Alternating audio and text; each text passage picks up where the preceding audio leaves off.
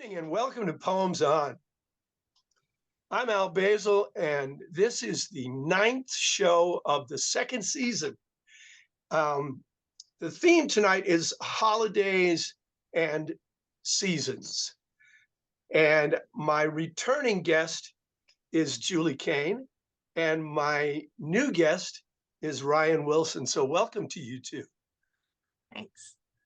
Thanks, Al. Good to see you. I'm going to ask Julie to start us off as I did the last time, and so she's gonna get the ball rolling. Take it away, Julie.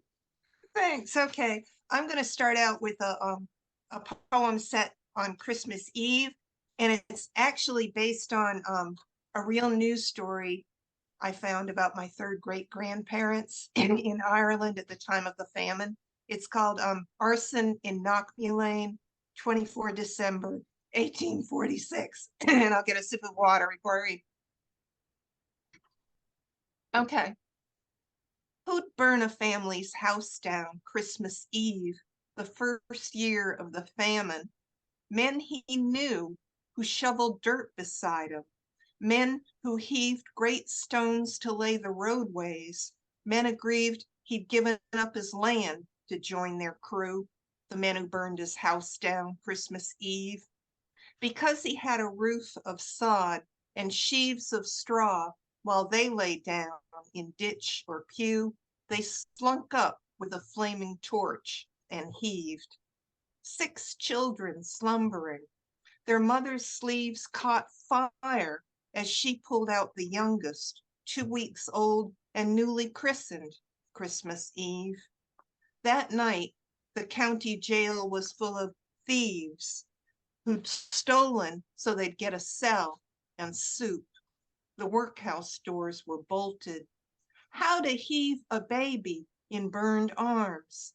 Did they believe in God and bless the dark that hid the view of corpses in the road that Christmas Eve, dead mouths stained green from eating grass and leaves? The history behind that is that during the famine, there was some work available on road crews for men, but they had to, if they owned a house or land, they had to give it up, apparently, in order to get the work. And Patrick Lynch had apparently, had gone along with this, but had a nicer house, a little bit nicer house than the other guys, and suffered for it.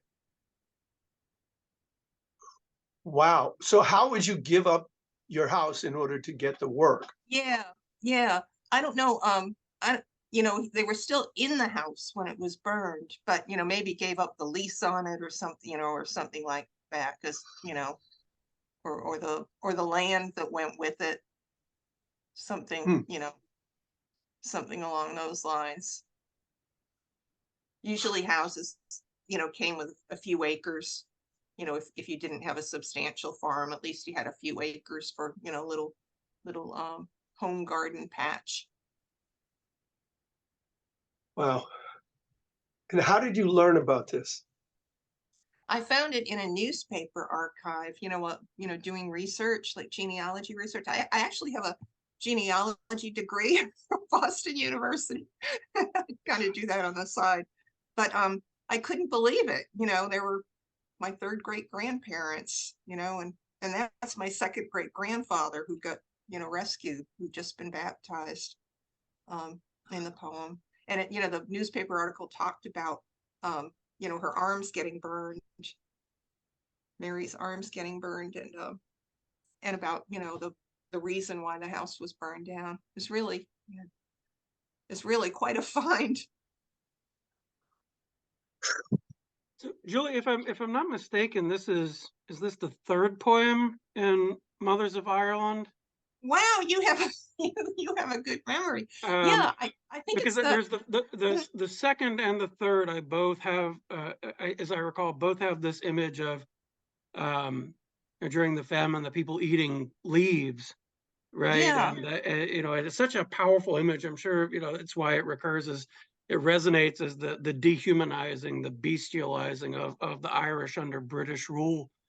There's also something in this that weirdly plays with, and I'm not an expert on Irish lit, but as I recall, Dr. Swift was Irish, correct? And you know, his it's a description of the morning. Remember, the jailers let the thieves out at night. Yeah. And it's almost a sort of inversion of that. I don't know. It just struck me as incredibly powerful, and the off rhyme on soup, just the assonance there. It's so affecting, the directness of the line. It's just so powerful and strong, and I just think this is a tremendous villanelle. But you know, Thank to my you. mind, nobody does villanelles like you do, so not surprising. You don't have to look very. Go ahead. I'm sorry. Oh, I was just going to say, you know, that's factual, that people were trying to, you know, get into the jails, you know, at that time, just to, you know, just for the shelter and the crummy soup. Yeah, Right. that's all. Yeah, you don't have to generate the power of your subject, because the imagery and the actions themselves are so strong that your job is to carry them through to the reader. And that last line struck me, just as you're saying, Ryan, and also the visual aspect of the mouth stained green. Just that was something I had never thought about as an implication of famine. So I saw that in one of the historical books about the famine. You know, it talked about people eating grass and, you know, and leaves, and about the, you know, the stains, and that just, you know, that just tattooed me with that horrible image. Yeah, it certainly fits. And you know, this isn't going to be the only poem that we have in this series among the three of us that uses the given context of a holiday in extreme ironic contrast, because we think of Christmas Eve as the silent night that prefigures the nativity, and this couldn't possibly be more vicious or violent. So, wow. And yet the child miraculously survives. Right. And there's even the echo, right, when Jesus is born into a manger that's a feed trough for animals. Yeah. Right. Yes. And becomes the Eucharist, the bread of life in the city of bread, Bethlehem. And so there are some analogs, even as there is that irony and the brutality as well. Oh God, yeah. Oh yeah, it's knit together really very well.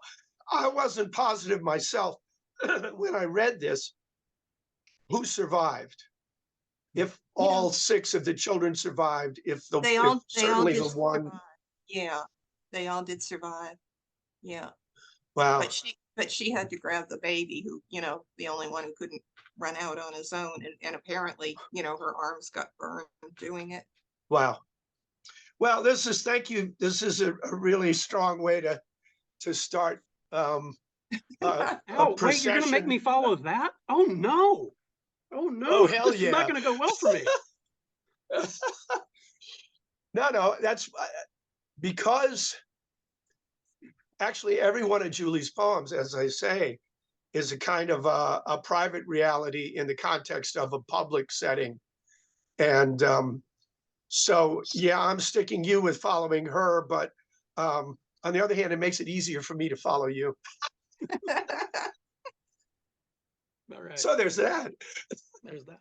So please take it away.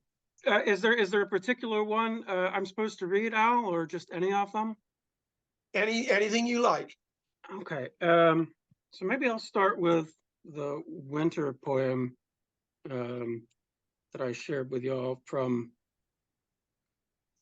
my first book. It is called Ultima Thule. And if I can find it. No. Here we go. The winter doesn't want her pale perfection broken. Her ice fields shine with candied frost. The milky pond will harbor no reflection of what the earth's determined must be lost. And snow-white birches stand like patient brides within a blizzard, quiet as a dream, and wait to be kissed or not, as she decides. A white fog hangs above a lifeless stream.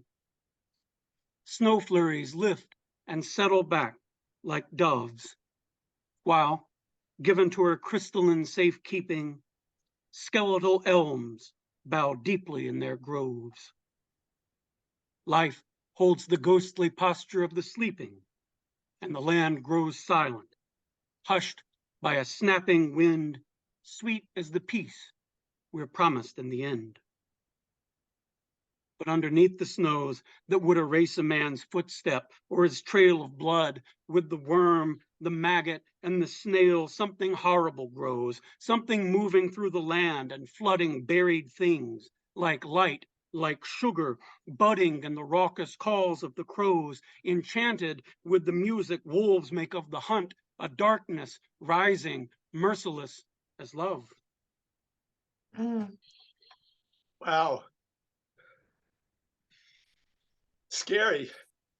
Yeah. I get that a lot, Al. Yeah, well, and you rise to the name in the group of poems that you sent. So my first question is just a technical one, because you sent me to look up what a sonetto caudato in fact is, and I learned that it's tacking an extra 6 lines on after the sonnet form. But you've done more than that, because you've also added these half lines that are kind of a prelude to the extra couplets that you add in succession. And how is that to a form, or did you adapt a given one? Yeah, it's modeled after a sonetto caudato from Milton. And he did the same thing. Yeah. Wow. Wow. So what is this dark thing that you're talking about? I'm going to answer that. Absolutely not. That takes all the fun out of it. That's like asking Frost, what's something? Yeah, something there is that doesn't live a wall. I could say Doesn't mean I elves, can't ask. but it's not elves exactly, Al. What's been something? You don't ask. Don't ask. Oh, I can ask. He just doesn't have to answer, which he very well knows. But yeah, this one of the things that struck me about this is that it's not as remorseless in its darkness in the first half as it becomes. And so some of the imagery, I mean, a patient bride is not to me a dark image, or the posture of the sleeping, even though you describe it as ghostly. And so you've set me up really nicely, because I knew that there was a dark undercurrent from the beginning, but I didn't know that I was going to be taken so far down by the time I got to the end. So, I like poems that go someplace, and this really goes someplace. Thanks. I love the way it starts too. It starts with that personification of the winter wants. And I just read a Facebook post by Ted Kuser, like in the last couple of weeks, lamenting the absence of personification in contemporary poetry. And I thought, wow, this really refutes that, shows how powerful it can be as a device. Well, and Charlie Simic is always using personification. Yeah. Death is always driving somewhere, eating breakfast in a diner. Yeah. A.R. Ammons too. Yeah. He used it so well. I asked the mountain what it wanted to do, and it said, "Oh, fly." Well, maybe that comment was designed to be one about the most contemporary of poetic activities.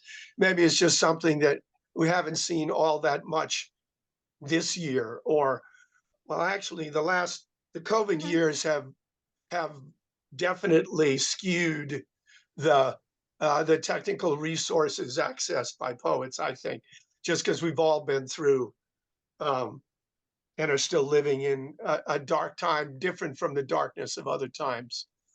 But yeah, I don't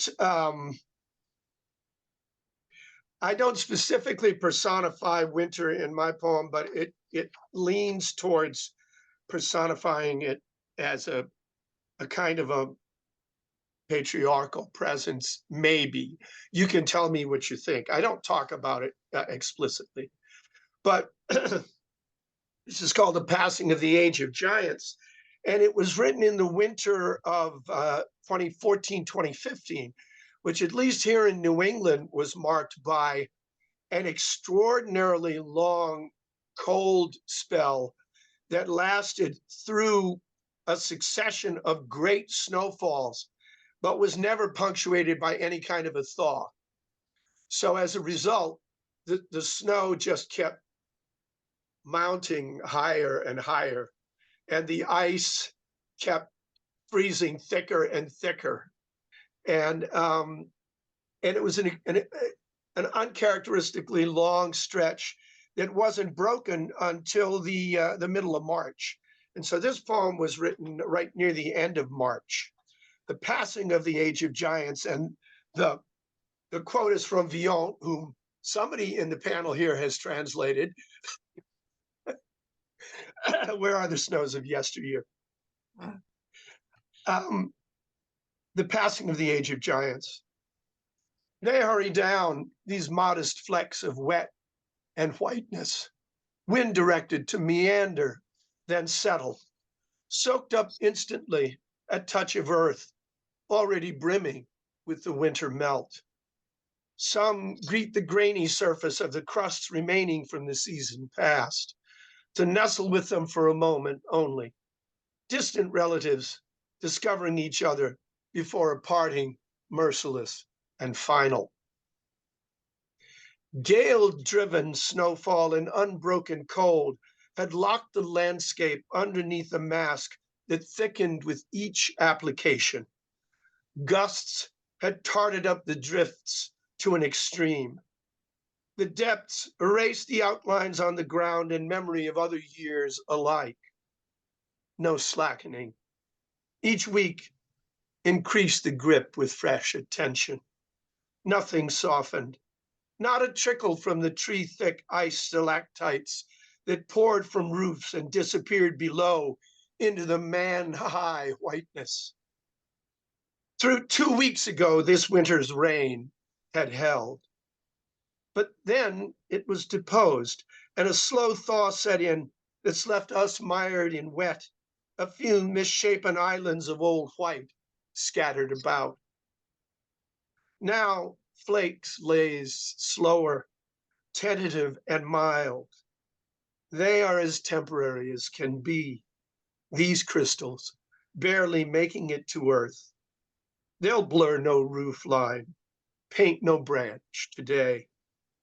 If some dirt-pitted patch surviving from those months of iron rule offers the proof of snow that bowed the earth under its yoke, they're ignorant of common origin, last only to be touched, then disappear.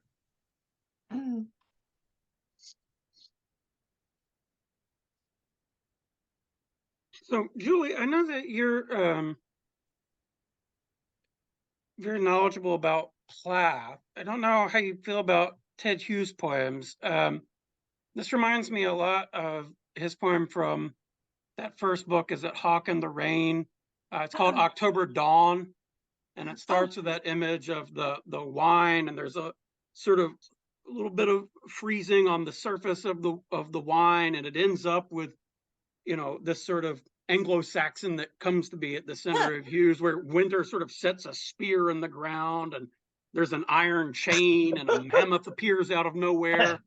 It's a similar effect. But I wonder too if behind this there's something maybe like an Ars Poetica, just thinking about Emerson's poem, The Snowstorm, Oh, yeah. where the fierce artificer of the snow, I don't know. It seems like it could be a very sort of self-deprecating Ars Poetica. I don't know. Just throwing it out there. It's funny you mentioned Anglo-Saxon too, because listening to Al read that, I was struck by his really skillful use of alliteration, which is something that I totally avoid in poetry because I do it clumsily, but it's almost like an Anglo-Saxon, some of those lines, like Anglo-Saxon, only I think you only do it twice, not 3 times.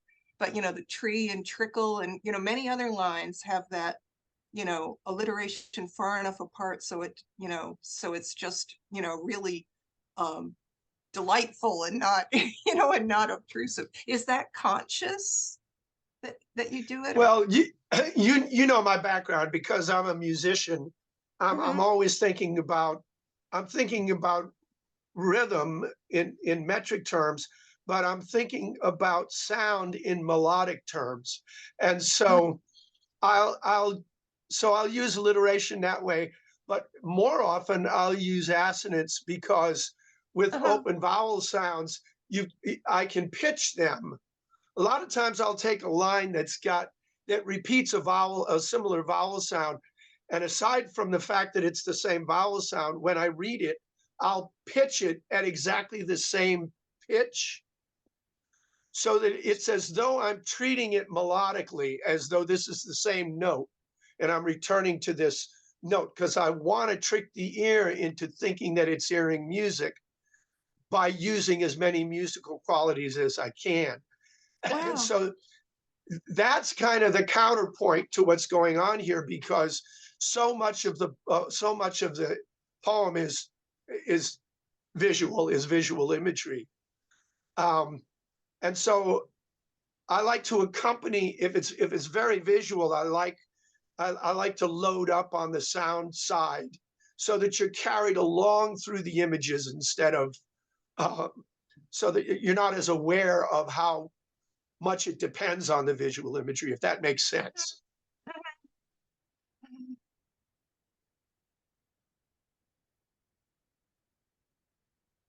Oh, you froze up on us. Oh, who froze? You did, but you're back. Oh. So it's okay. Might be my fake background here using up too many megabytes or something. Well, as I was reading that poem, I realized that with regard to personification, there's really just the 2 lines where I refer to Winter as having his hold and then having a reign, which suggests, kingship. But it flies by so fast, you could well be forgiven for missing it. But it's funny that you say what you said, Ryan, because I wasn't thinking in terms of anything other than the extraordinary juxtaposition of a really long, unprecedented winter for me, and that imagery, and the absolute transience of the snowflakes that came and continued to fall in the thaw. So I just set that up. Now, the fact that it's a natural progression that's tied into the power of the seasons and of life on Earth in general, maybe is what gives it an echo of what you mentioned, but I wasn't aware of it consciously.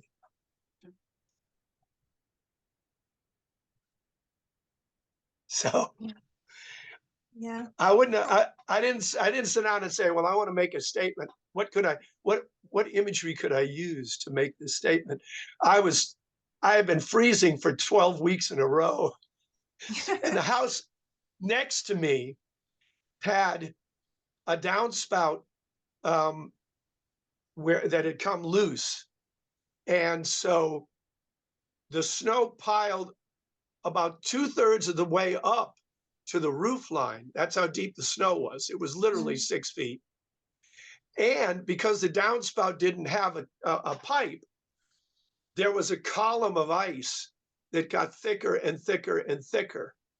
And it was looking out my window and seeing that image that got this poem started. Wow. For what it's worth. So, well, very well. We're back to you, Ms. Kane. Okay, well, I guess I'll read a winter one, another Christmas one. This is Airport Bar Christmas. Poor little sprig of mistletoe. There might as well be an axe above this bar. 20 men in nice suits alone at tables for two, and us in love and wretched, bending the plastic straws into wedding rings we're bound to lose in the rush before my plane takes off. The hostages on the evening news seem lucky, stripped of their right to rise and go. Too soon, this town will shrink to a tangled strand of Christmas lights, then nothing and time to think. And if you remember those hostages, you're probably around my age. So this was 1980. This is quite an old poem. Yes, yes. And yeah, and it's funny, when I wrote it, they'd only been hostages for, probably a month or so. And I, when I put it in there, I thought, oh, maybe I shouldn't do this. And, and then it wound up being like, what was it, a year before they got released? Yeah. And so I guess it's not as obscure as as it seemed to be upon writing. I get to claim to be young. For maybe one of the last times in my life, I get to claim to be young. I wasn't born. I'm going to relish this moment. This was the Carter administration, so missed it entirely. Ryan, I was 2 years Ryan, late. Your baby. I got a secret for you. As long as you hang out with people older than you are, you'll always be young. That's my plan. That's been my Some plan. of my thus best far in friends are life, 90. and, yeah, that's it. I love hanging out with Christopher Ricks and Rena Espaillat, because Christopher's almost 90 and Rena is 90. Yeah. And boy, I'm the kid. Yeah. So, Julie, to get back to what you've done here, as I said, your poems tended to be to capture private realities in the context of the holidays, or the public event of the holiday, and so you've certainly done that here in an airport in the vicinity of Christmas. And a poem like this takes me back to my days writing fiction, because when I used to teach short story writing, I would always tell people, okay, what you want to do with a story is to crystallize the story around a moment when something turns, and all you have to do is let the reader know what led up to this moment, and to suggest what's going to lead from this moment. Mm-hmm. And you've done that really masterfully here, because you imply so much about the relationship between the two at this moment of necessary parting. The tone of it tells us that this is not a joyous and temporary parting, because there are such things when people have to separate, after all. Mm-hmm. And the other thing that I like about it is that, to build on what I said a moment ago about Ryan's poem, I like poems that take me somewhere. And you literally take me from inside a space into, my sense of the last few lines is that you're looking out the window at the tangled, mm-hmm. at the lights below, and you see them as Christmas lights. And then you settle back in your chair and you have time to think. And so you literally take us from the day-to-day up into the skies. But the emotional density of it does not slacken, because we know what you're going to be thinking about. and Yeah. and it isn't going to be Santa and his helpers. So Yeah, you're right. so I There's like that, and then I like the juxtaposition of the mistletoe and the hanging the axe by the thread, because that tells us right at the very beginning that we're not in for a happy time. Do you remember that old fairy tale about the axe in the ceiling and the family that keeps sending somebody down to the wine cellar to pull it out, and they and instead they sit down on a bench and cry because the axe is going to fall down and kill somebody. That's what I was thinking. It's probably pretty obscure, but something. I don't know that. Yeah, I took it as sort of Damocles kind of image. Yes. I mean, so more or less the idea. But that too. I was gonna say, Jill, I love the final stanza of this so much. The odd emotional paradox of the right to rise being stripped away, and that seeming then lucky, but then the image of the town as Christmas lights, which is so sort of, what's the word I want to say? It's not tacky, but it might be close to tacky. Mhm. And then we shift the last line. It feels as dark as anything in Larkin, that we shift to then nothing. So, and I know, right, when the plane gets into the clouds, you can't see anything. Yes. So it's like the whole world has been erased, and you're looking out and there's just a void. And what are you going to think about? Well, you're looking at a void. You're looking at nothing. You're thinking on this sort of nothing. It's so grim. Yep. I put that on the back of my next book, as dark as anything in Larkin. Yeah. No, but it is. It's just crushing. It's just crushing. It is. And it's so understated, just ending on that kind of offhandedly. It seems like, and time to think. Oh, well, I'm just going to think about this. But it's also then by that juxtaposition syntactically, the implication is we're thinking about nothingness. We're thinking about, just the absolute void. And and yet a dagger in the heart, or an axe, maybe I should change it. It's an axe in the heart. Yeah, there you go. And we've come from the outset in the opening stanza where you see 20 men in suits alone at tables, which couldn't be more ordinary. It isn't dark. It's just what happens when everybody's waiting to take off. But it sets the tone right away. There are 20 men that are alone. And by the end of the poem, there's one woman who is in a deeper kind of aloneness than those men sitting at those tables, because at least they're going to be waited on. Yeah. Yeah. So, again, boy, your first two poems really deconstruct Christmas as a wonderful time of the year. Happiest time of the year. Well, that's what I thought when I read all of these poems. I thought, oh, there's a lot of darkness around this Christmas time. Yeah. But there it is. And it's, again, what we've been doing is making these broader statements, but you've crystallized everything down to an interior darkness. And ultimately, that's where darkness crystallizes, is within us.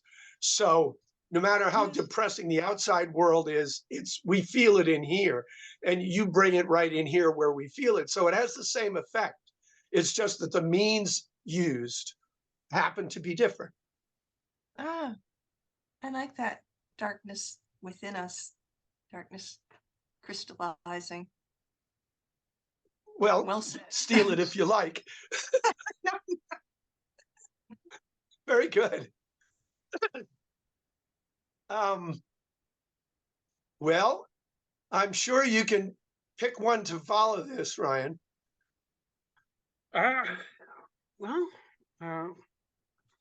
I don't have any other wintry poems in this in the set that I sent you all, so we will jump forward to Good Friday of the merry year 2020 for Yeah.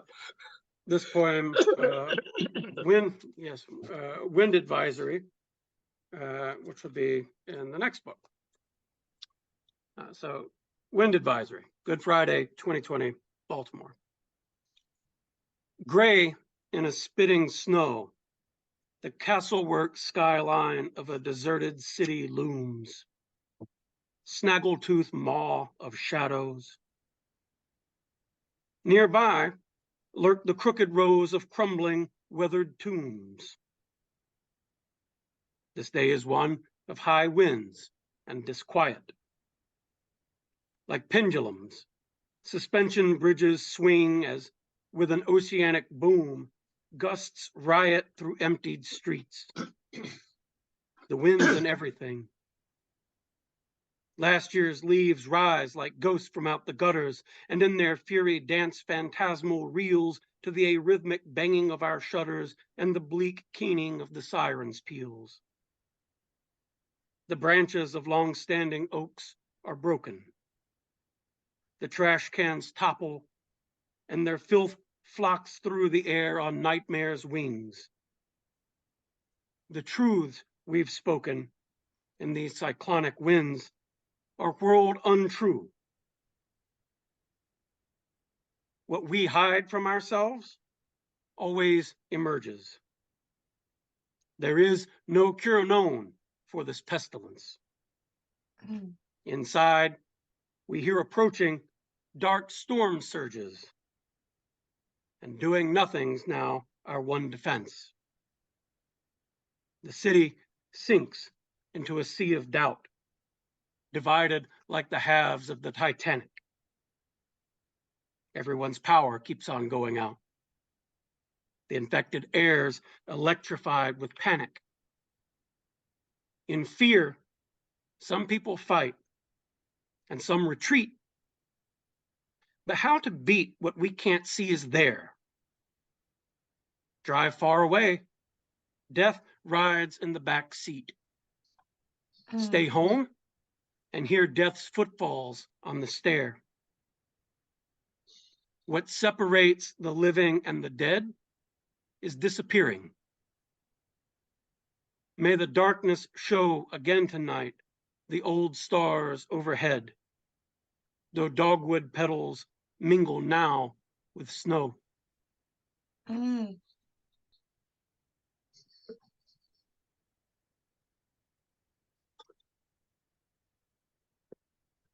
Do you know Victor Seastrom's 1928 silent film, The Wind? I do not.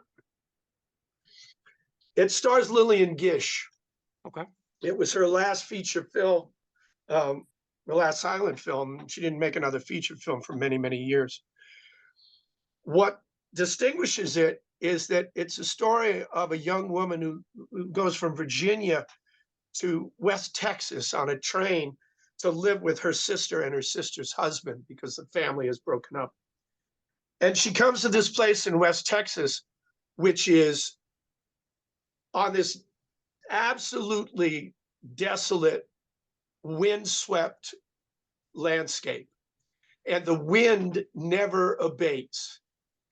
It's steady. It covers everything. Sand. At one point, a guy dies outside of a house, and within an hour, his body is covered over with sand. And the wind, which never stops, drives everybody crazy that's living in this country.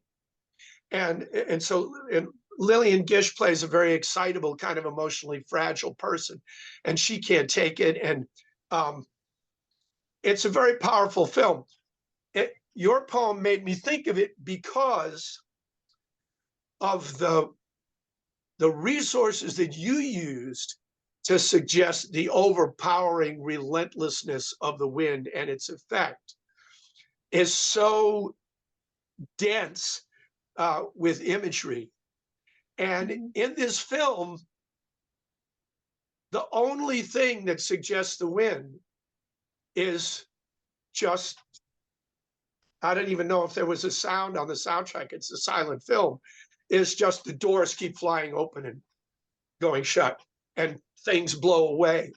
So in other words, the effect, the same effect is created, but it's done without any, in two different art forms get the same effect by very, very different means. And it just reminds me that if you ever get the chance to see it, I don't know if you're, a lot of people can't even really watch silent films, depending on what their taste is in films, because of course none of us grew up with them.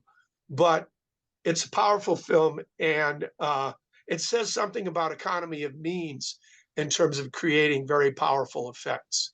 It's So interesting you anyway, mentioned that. A lot of those the silent films that I like and know are the German expressionist silent films. So one of my favorites is Dr. Caligari, and Yep. the sort of model for this is actually a German expressionist poet called George Heim. Sure. That I was studying and translating at the time, and I thought I want to do something sort of in that mode. I was just sort of locked up in the library day after day as we were all just in our houses and the world was falling apart, and it seemed like an apt mode to attempt an experiment in anyway. Yeah. I kind of read it in the context of like Fritz Lang. Sure. Because that's death riding in the backseat. I mean, you also update it because you also bring it into modern contemporary movie imagery, where we've lived with horror movies that do, that's what they do. The camera pulls back and death is in the back seat, or you hear the footfalls on the stairs. But Al, if you believe it, that's actually lifted from Horace, from Ode 3-1 out of Horace. It's not death; it's fear that is on board a bronze yacht that the rich guy tries to sail away on.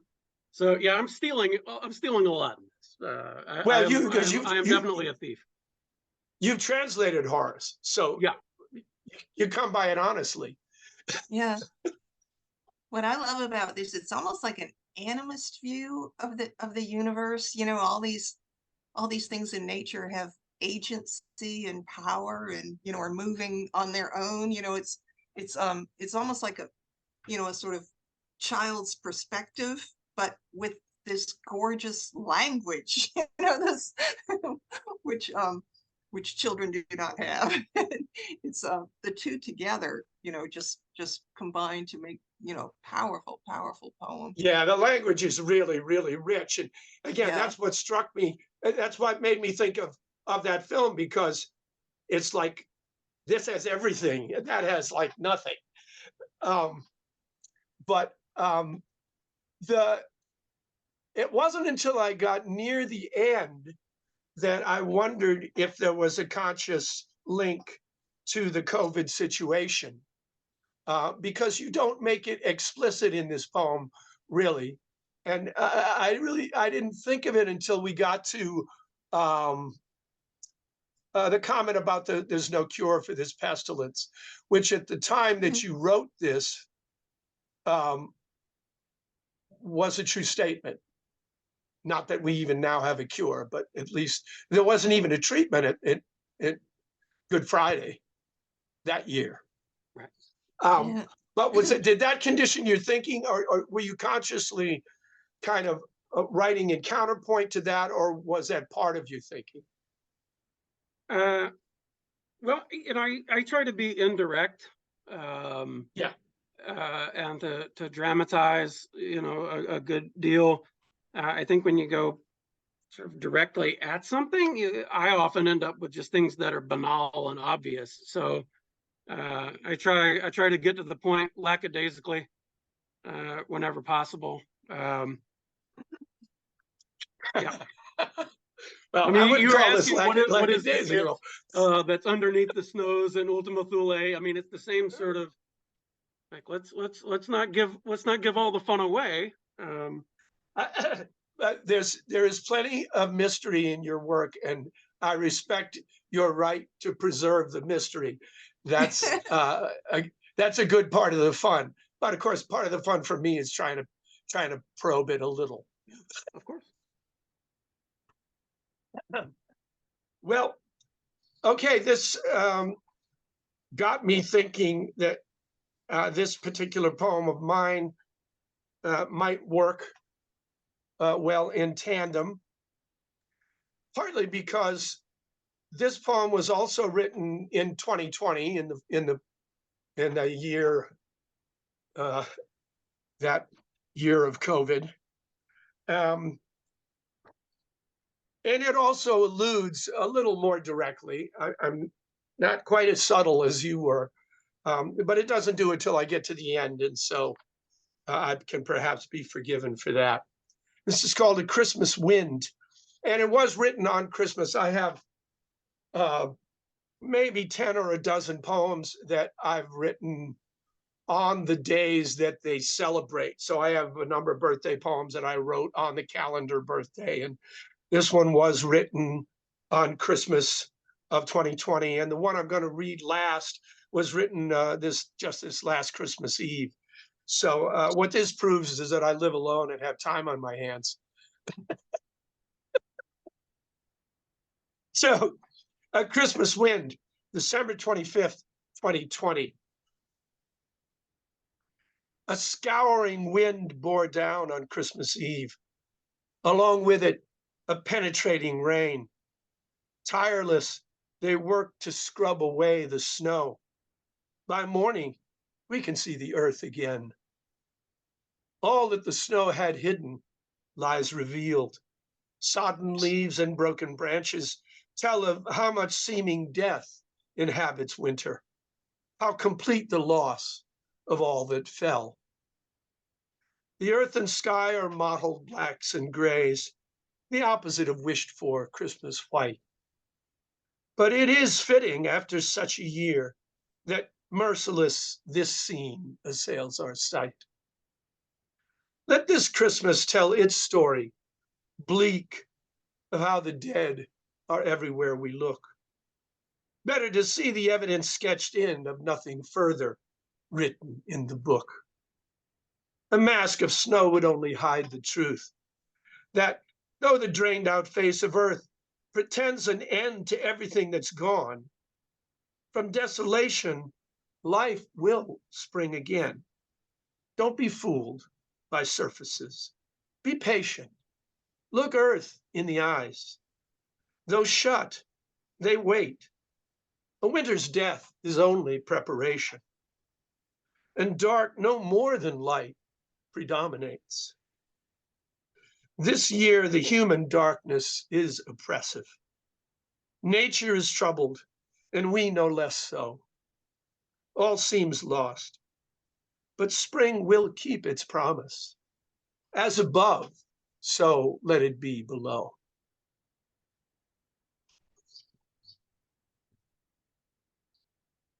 Wow. I'm a cheerful with the type. meter, Al. What's that? With the meter.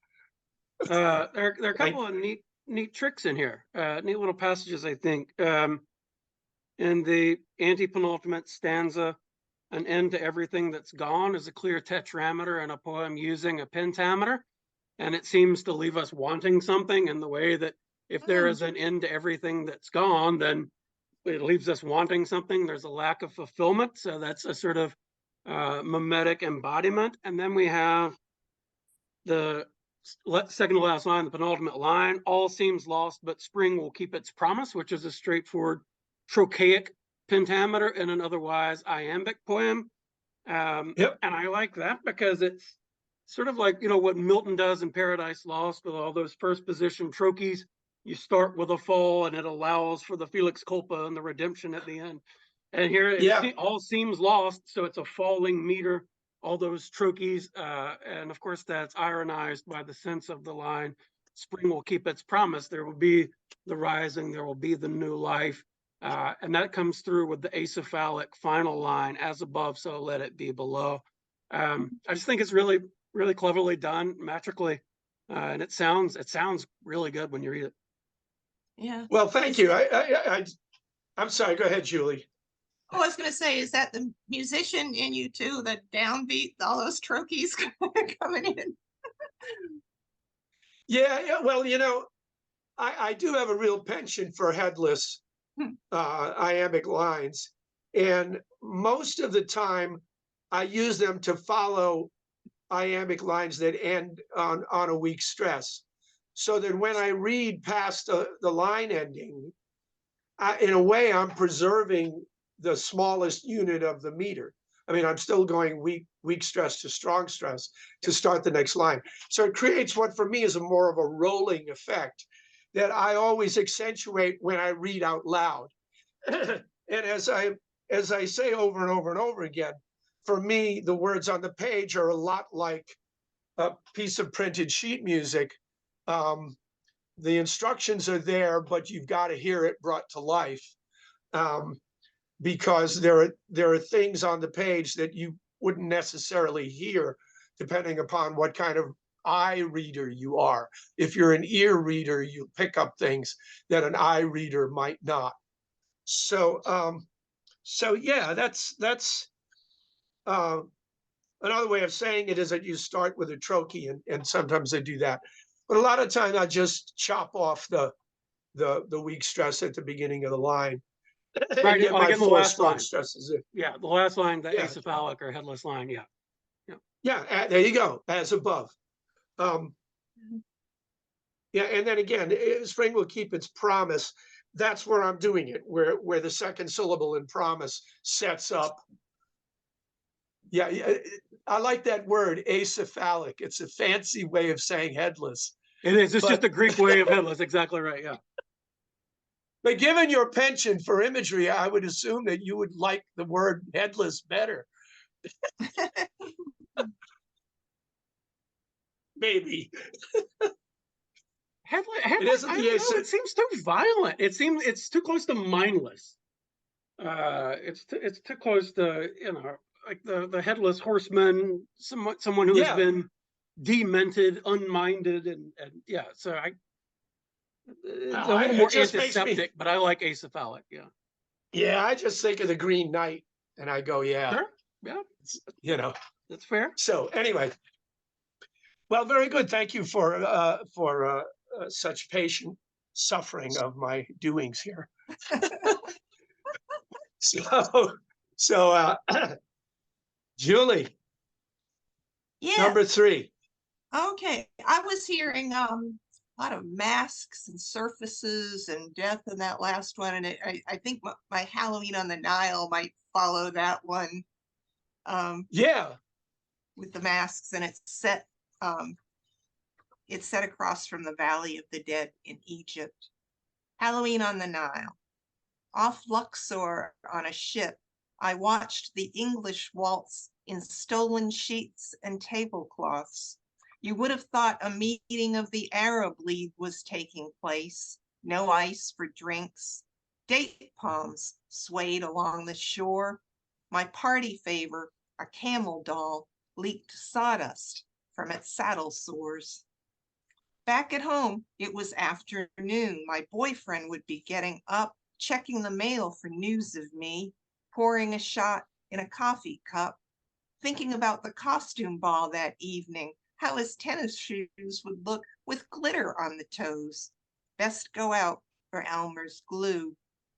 The loneliness we get at night by water with the rising moon can't be drowned in alcohol. Ah, Matthew Arnold, let's be true, I told the Valley of the Dead.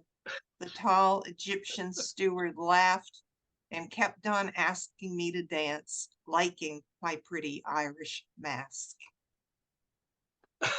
And you can see that this is quite an old poem too, from the fact that they're corresponding by mail, not texting each other while she's in Egypt. Julie, have these last two that you've done, are they collected in a book? Halloween on the Nile is in Rhythm and Booze. Okay, I have that one, but I didn't remember it. Okay. And Airport Bar is in, I think it's in my very first book, I think it's in Body and Soul. And if you don't have a copy of that, I have some and I can send you one. I would love that, because I'm pretty I'd sure I like have all one. the others. Yeah, that'd be great. Sign me up. Email me your mailing addresses. Yeah, of and I'll course. send Of send course. you copies. Yeah, Okay. no, thank you. Okay. Okay. So it so happens that quite a few of the poems that we're reading today involve masking in one kind or another. And so my last poem was really about snow masking the earth. And here we have the mask. There are others. They'll recur as we continue to read. But again, and it's this particular group of poems that you chose out of all of your work. But once again, you've boiled everything down to the personal, to the impact, the emotional impact on an individual. And this is, I don't think I've ever seen Halloween presented in any way similar to this. No, nor had I. It's and yet it's still Halloween. And the fact that your boyfriend is going to a different party from the one that you're at, where you're wearing a mask and he's going to be at this, it's like everybody's soaking in Halloween, but none of the regular Halloween imagery applies. It's different, and so that makes it very fresh to me.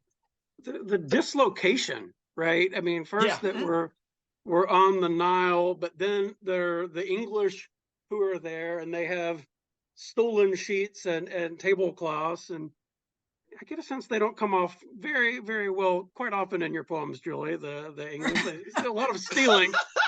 But right, so there's the English are in Egypt, and you're in Egypt, and the boyfriend is maybe New Orleans, I would guess. And then we harken back to Dover Beach, and there's all this sense of dislocation, and it creates an overall effect that everyone, a feeling that we've all had, that everyone is sort of playing a role, and that even the face itself is a kind of mask that one wears, a different face in a different time and location to play a different role for different people. And it's so eerie and also funny, and I want it to be a movie is what I want. I want there to be a short film made. I just want to see this party, Well, it could be Fellini-esque. Yeah, for sure. It was. I can see it as a Fellini scene, with the faces looming towards the camera. But I take your point, Ryan, completely. The idea is that everything, the Egyptian steward is playing a role. I mean, he's literally working at a job, which is to play a role, but he's playing a role in the poem too. And so is everything else in the poem. And one thing that I also particularly was tickled by was the tone of Dover Beach is pretty serious. And so even when he dissolves into our love, let us be true to one another, it's still in this kind of formal way of putting it. But I love the way you do this. Matthew Arnold, let's be true. So you've transplanted that Matthew Arnold's sentiment, but you've translated it into the correct mood and the correct diction for this new setting. So everything, Halloween is changed on this blue guitar. Everything is. And Julie, I wonder, is Matthew Arnold here filtered through Tony Hecht? I didn't recognize that. No, the Tony Hecht connection. No. Yeah, he has the response poem to Dover Beach, and again sort of Oh, undercuts the grave oh, solemnity the of Dover Dover, Beach. It's a Dover wonderful Beach. poem, but very solemn. Yeah. Oh, hadn't thought of that. No, that this did begin in dislocation, as you know, as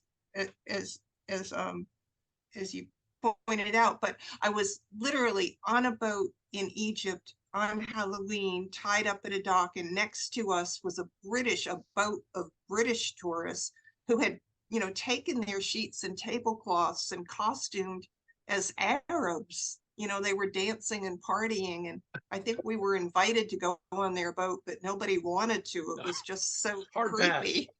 Yeah. And it just, everything just seemed unreal. You know, everything was unreal. You're trying to grasp at something that's real, and all these layers just sort of, you know, all and yeah, the way that you've got it here, it's not clear to the reader that you're not on the same boat as the British. Yeah, that's okay, because So, I we mean, were tied you've to each localized it. You concentrated it into this one different reality. other. Yeah. Nice. It's okay. And no one gets murdered, so it's not like Death on the Nile. Well, maybe in the short film we could have a murder. There we go. That's right. Yes, I suspect the English will be the culprit. Just on a hunch. Or the victims. Or the victims. I like it. Oh goodness. Oh goodness. Well, this is good. All right. Well, third time is a charm for you, Ryan. All right. Well, why don't I go with Terza Rima, since we're working the third time around. I'll do a poem called Next Up. Oh, yeah. This is also from the book that'll be out next year.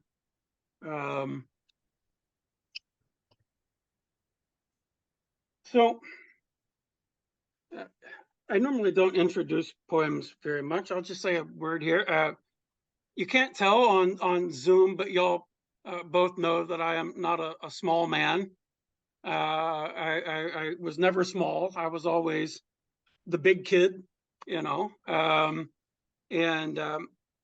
So when I played baseball, you know, it was sort of expected for me to, you know, hit the ball hard and this sort of thing. And of course, there were always the smaller kids on the team, and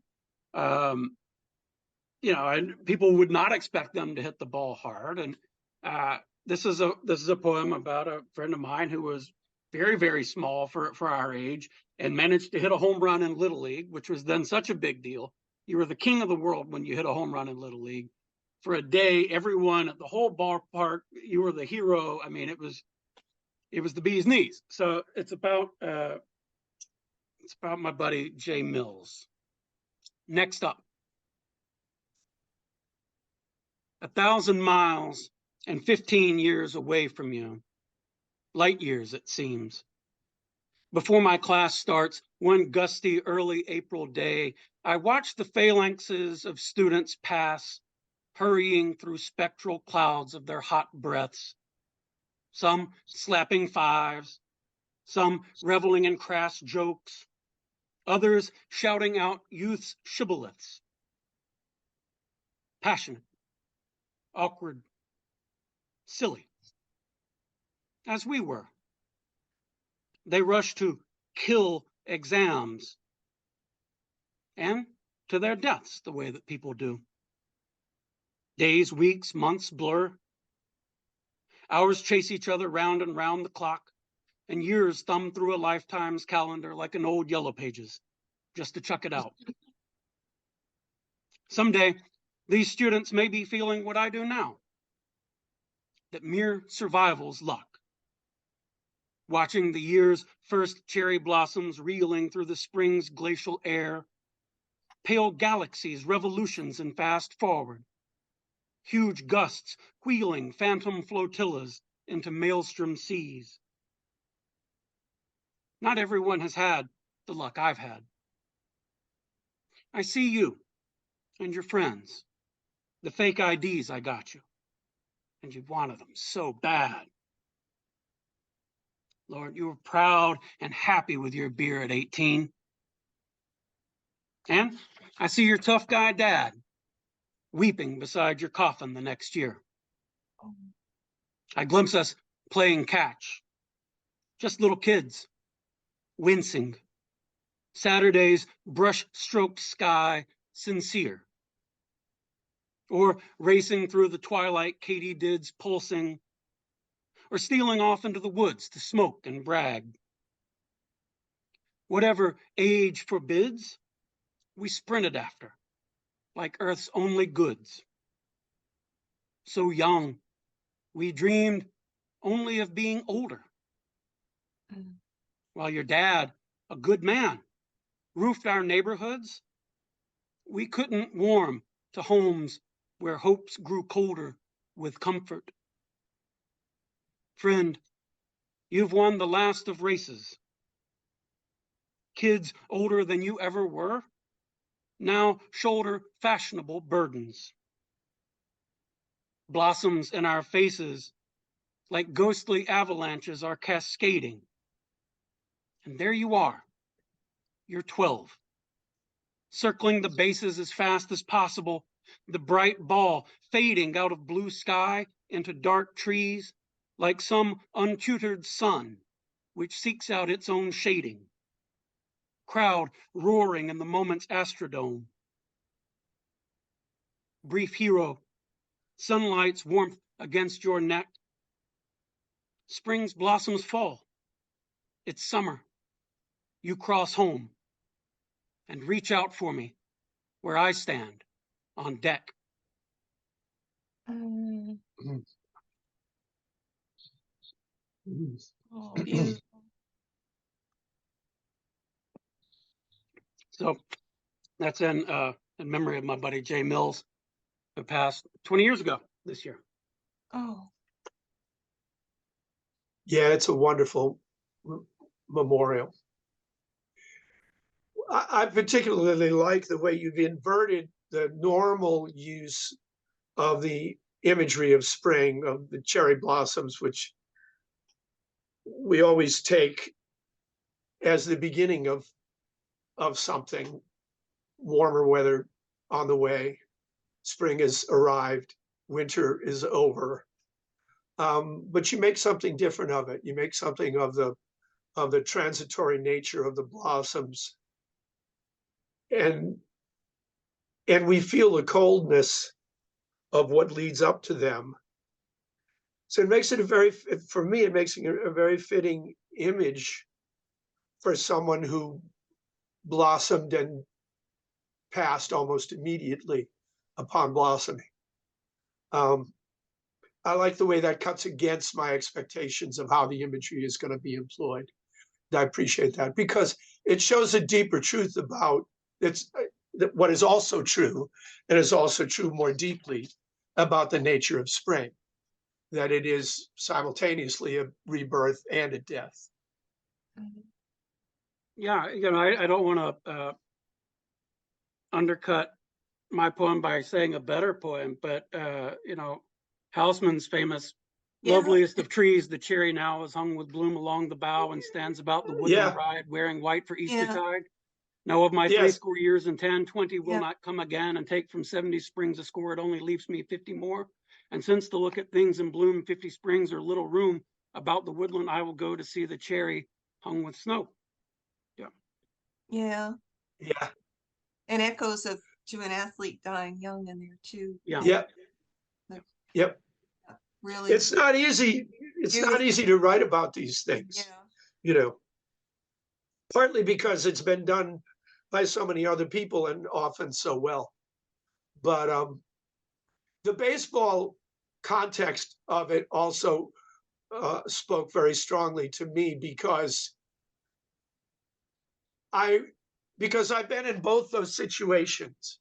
I've been the guy on deck that after the guy in front of you hits the home run, as he runs by, he shakes your hand, and crosses the plate. And I've been the guy who hit the home run, crossing the plate and putting my hand out for the guy that's next up. So that's what the title said to me was, on deck, next up. That's what it's going to be. And just on a personal note, what it reminded me of was that when my mother was dying, she had one younger brother, and he was about 70 years old when my mother was in her final illness, and she was in the hospital, and he was having one of his daughters was being married, and I went to the reception, and I had just been told by the doctors that it was just going to be a matter of days. And so it fell to me to tell him about his only sister. And I told him, and we were standing on the parapet of this castle. There's a castle in my hometown, and looking out across this landscape.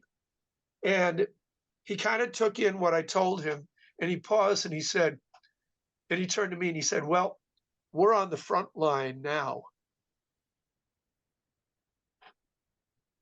And that's what that made me think of. You know, that part of you feels that you're on the front line. If you can have a friend leave you that young, that you're at risk, that you've moved up, you're closer to the, you're closer to the cannon fire. You're on deck. So, Yeah. Ooh. So, but this is just it's strong in so many ways. Thank you for writing it. I don't think so. But Al, that nonchalant, there's a castle in my hometown. You have to tell I us was a wondering little about that bit. too. Are you a Mainer, maybe? Where's this? No, castle? I'm from the North Shore of Massachusetts, from Haverhill, Mass. Okay. And I grew up in a park, a public park, a 250-acre park with a lake and a pond and a lot of woodland, and a hill upon which was built a small castle. We lived in the park because my father was a superintendent of parks. He was a city official. And so we lived in a city-owned house at the edge of this park. But at the top of this hill, there was this castle. And it had been built by a doctor who visited England and saw these single-family pocket castles in England. And he got the plans for one of them and brought it back to America and had a castle made on this British plan using New Hampshire granite. And when I was a small boy, my father, this castle had not been lived in, it was abandoned, but my father had the keys to it because he was the park superintendent. And so he brought my two best friends and me into it, and we got to go inside the castle. And years later, the castle was renovated and has been turned into a venue for public events. And it just by chance became the venue for my cousin's wedding. So it so happened that my uncle and I were standing on the parapet looking out at this park that I grew up in. It had a lot of resonance for me for my whole entire life. So when he said we're on the front line, and I can remember thinking to myself, I know you're not talking to me. You're on the front line. He was 70, I was 50. So, but anyway, that's good poems in memoriam make us think of our own losses, and yours certainly did that for me. So thank you. Yeah.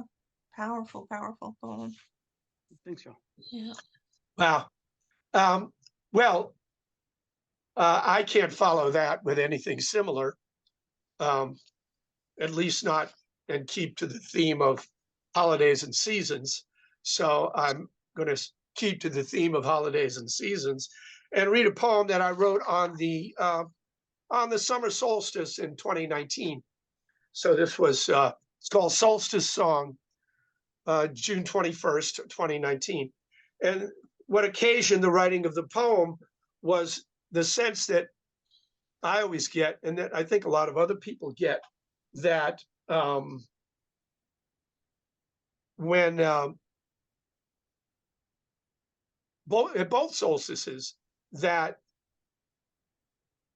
other days have been getting longer. They're just going to keep getting longer. Or the one that we just had, the days have been getting earlier and earlier and earlier, this is never going to end. It's all going to turn into darkness. And you're told, see, I can be dark too, Mr. Wilson, but but I just don't, I try not to dwell on it. But we're told, oh no, this is the day that it changes. After today, it's going to be different, but we don't feel it that day. And so that's why I wrote this particular poem on the summer solstice. I could have written it on the winter solstice for the same reason. Solstice song. Now, the days will not keep getting longer. A curb's enforced that they may not exceed. And there's a tide in the affairs of men that won't keep coming in. It will recede. The change, at first barely perceptible, inexorable, though it go unseen, is brought about by labor in the heavens. That day will come, whose shortness makes it seem the world will surely end in darkness, yet that too will prove a too hasty conclusion. So minutes in this nightmare skitter by and scatter our attention. The illusion is it must be going on forever, and everything is only getting worse. Make a sacrifice if you're afraid. But all that's really needed to reverse the currents in the madness of the crowd is pull the rope that nature's pulling on. What finally becomes too much will change into a lesser thing. And with each dawn, its fury will be by a little spent. And those who put their faith in argument will wear themselves out trying to make sense, while unseen forces make the difference.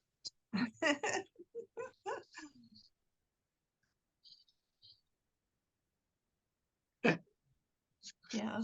I like the kind of tectonic change in the stanza shape, where we're doing an ABXB quatrain, and then we shift into couplets when you're describing the sort of turn, the form itself turns, and out of the sort of missing rhymes, now we have a pair, now things come back into harmony, and we get a sense of closure there. I think that's very handsomely done. There are also some neat metrical moments again, pretty daring third position trochaic substitution in line 5. That's I got to see that. by rhetorical caesura in the middle of the line. It's a really neat line metrically, rhythmically. So yeah, a lot of neat stuff here, Al. You are indeed a musician, my friend. Yeah. I like that. Well, every solstice is a turn of Volta, right? Yeah, it is. But they sneak them by us somehow. I mean, it doesn't. I don't feel it. I'm told it's a turn, but I don't feel it. And then later on, maybe 3 or 4 weeks into the next part of the cycle, I start to notice that the days are getting longer or shorter, as the case may be. But I miss it in the real moment. So that's good. I love there's an echo of Frost in there too. Something the world will surely end in darkness, or something. It echoed. Some say the world will end in fire, and some in ice to me. When you read that line.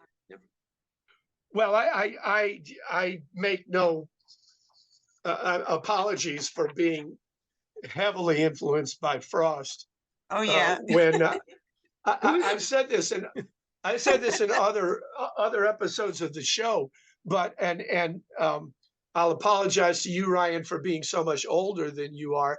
But here's how old I am. When Frost published In the Clearing, I was 15. So was that 63? Yeah, exactly. Yeah. He was 86. Yeah. And I was 15. And I was really just coming around to loving, I had been writing poetry, but I'd really come around to focusing on Frost. And when In the Clearing came out, I had a very specific reaction to it.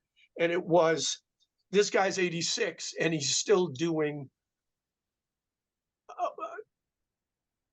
you're still doing good and sometimes great work. And then the clearing is kind of spotty. But I thought, I want to be doing something my entire life that I can keep doing and maybe keep getting better at.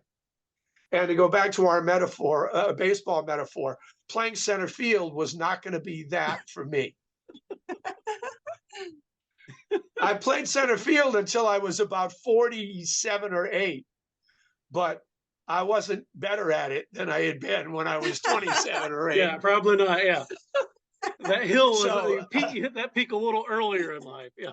Yeah, a little. And I was always reminded by Willie Mays, who, he finished he was my favorite center fielder, and he finished his career with the Mets, with the New York Mets, after having been a giant in New York and San Francisco for many, many years, 18, 19 years. He put in a couple of years at the Mets, and everybody remembers that he had problems in the outfield, stumbling, and he was interviewed at one point, and he said, well, I know how to play center field better than I ever did. And the interviewer said, well, now, wait a minute. Are you saying that you're better than you used to be? He said, that's not what I said. He said, I know how to play it better. The body doesn't. And so, right, exactly. But when I heard that, I thought, well, now, wait a minute. If you're a poet, knowing better might be enough.